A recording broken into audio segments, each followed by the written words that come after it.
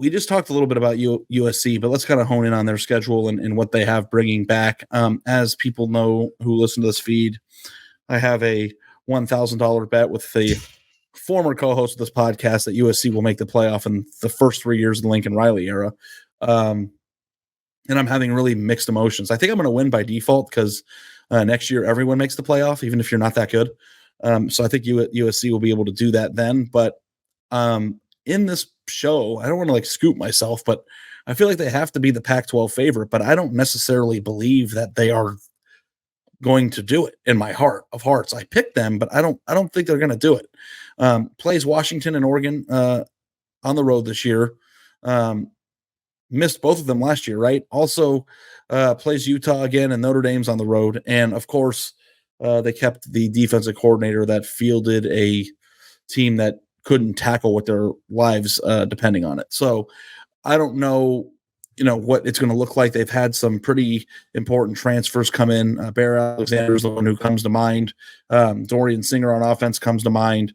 And a few others on the defensive line from the SEC. But I am really, really nervous about them just being the same exact iteration of what they were a year ago. Maybe marginally better, but awesome offense, incredible quarterback, must-watch television, can't stop a nosebleed. Like, they tried to address the defense with some of those transfers and whatnot, but like you said, throughout Lincoln Riley's history as a head coach, this is not something he has figured out, the defensive side of the ball. And he kept Alex Grinch.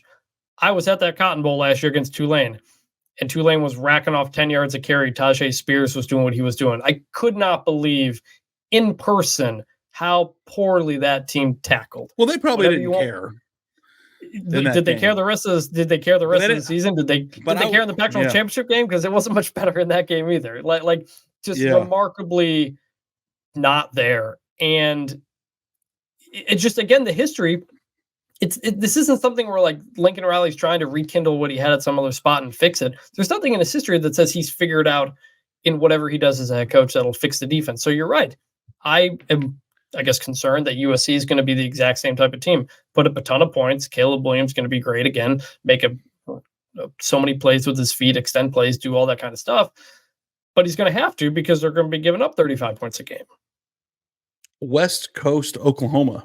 And I you do have to say some of the names that they brought in, like Anthony Lucas from A&M could be a difference maker. Linebacker Mason Cobb from Oklahoma State, and cornerback Christian Roland Wallace from Arizona. Not to mention that Dorian Singer is going to put up big numbers this year. It might have, been overlooked in the preseason discussion about elite receivers that are in the sport this year. But what was the thing that USC did to address the defense that makes you say, hey, this is going to be different than it has in the past? And I get that, the defense of it is they got there and there wasn't a ton of talent on defense. It wasn't his guys. Alex Grinch was doing his best with people that didn't recruit. But if you go look at the actual high school recruiting rankings of what USC has done, I don't necessarily see a team that has overtly addressed the weakness of the team, undisputably. And they got some guys like Tackett Curtis out of Louisiana. I'm not saying they didn't get any recruiting wins, but their recruiting in general out of the high school ranks has been not nearly as good as I thought it was going to be. It has concerned you. This was a theme last year and still on that you thought Lincoln Riley would be able to come in and easily. I thought it was going to be like an Alabama, Georgia West, honestly. And I think there was some, there is the number one debate really with this whole thing, Chris, is are players in California and on the West Coast better at football or as good at football as kids in the South? And I think that the answer to that question is probably no, because it's in the results. The Southern players that stay in the SEC and play, in their footprint, have by and large made better football teams than the West Coast has. And California in general has been a breeding ground for the entire conference, and the entire conference hasn't made the playoffs since Washington, right? Is that right? In 2017 or whatever year that was? 16, so 16. So yes, one state can't, just be the whole thing for one conference, and the South is Florida and Louisiana and all these big time states for talent. It's a little bit different, but if USC isn't a national recruiting brand and hammers home California talent, and then picks, here and there guys out of Texas and Florida, whatever, like they've been doing, can they ever beat Georgia? And I know that's probably 5 or 6, 7 steps down the line. But when Lincoln Riley got hired, Chris, I thought it was an inevitability that this team would be built in a way that could rival and compete with teams at the elite level at other places in the country. And they're not even close to that right now. I think you can even make the case that they're worse than Oklahoma teams that got their ass kicked in the playoff. When you think back to Pete Carroll's or mid-2000s dynasty there, we think about Matt Leinart, Reggie Bush, and whatnot, but they produced an incredible amount of linemen and defensive players as well.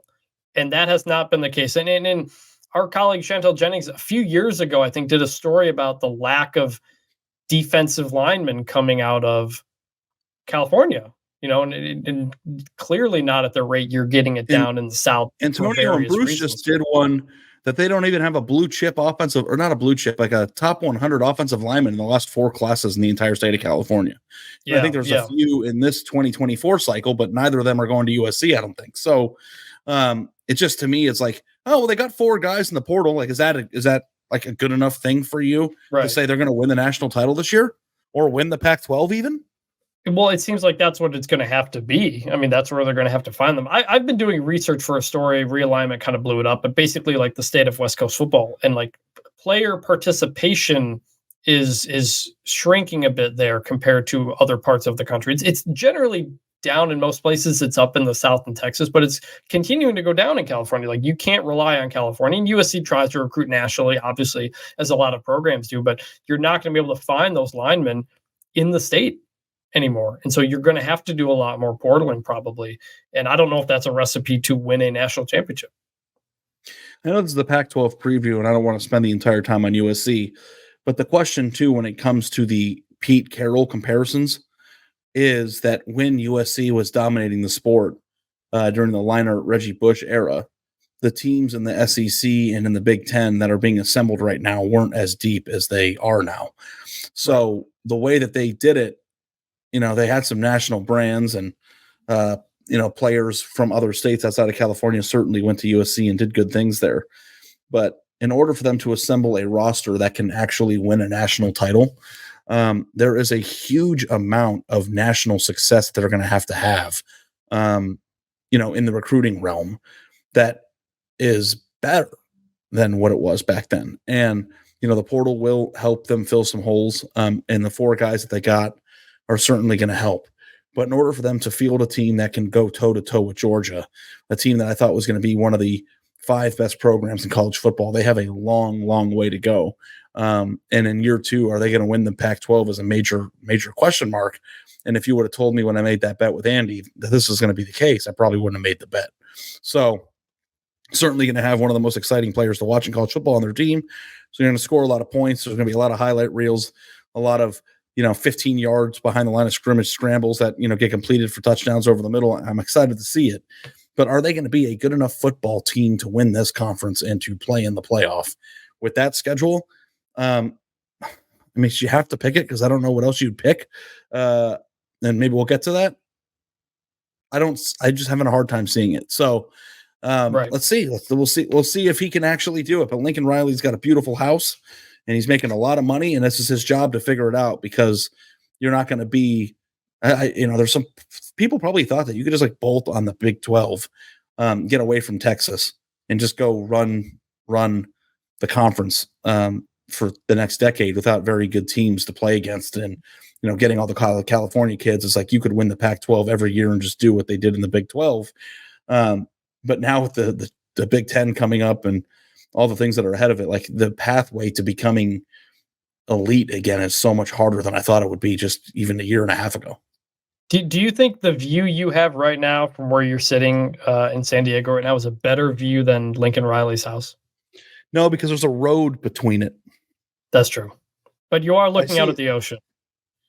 Yeah, it's the ocean. I'm like probably 100 yards away from the ocean, but there's a road that is between me and the ocean, where his is just like an infinity pool that goes into the water. That's true. So while we're here, I just have to say, if I were Lincoln Riley, I would have done the same thing. I wouldn't have even thought about it. So has a harder job now than maybe anticipated, but I would have done that. So So yeah. So what were you going to say? So over under 10 wins. I think I'd put them right at 10. Actually, Yeah, over is I would not probably feel where I good would going over. go. You would go over. I would go over but I would expect it Okay. to push. I think they're going to lose Yeah. twice in the regular season. I don't know I who the agree. games are going to be, but I'm looking at the schedule and, I just don't know how a team that I don't believe plays defense is going to be able to navigate at ASU, at Colorado, at Notre Dame, Utah, at California, Washington, Oregon, UCLA, all in a row without losing twice. Right. I agree. So, but maybe their defense will be much improved and they'll just kick ass. And that would be great for me personally, but it doesn't seem to be in the car. I didn't see the changes that I would have liked to see from a coach who's serious about changing up his MO.